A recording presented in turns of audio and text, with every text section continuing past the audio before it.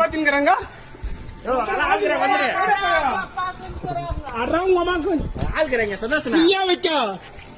ஆளுக்குறாங்கன்னா சொன்னா கேளு. நீ என்ன கூட்டியா நான் ஏன் கூட்டேன்?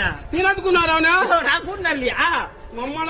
அம்மால இதே இருக்காது, சினிமா கடை இருக்காது. உங்களுக்கு சினிமா கடை இருக்காது. உண்டு என்ன பண்ணு? சினிமா கடையா கொளுத்திடுவேன்.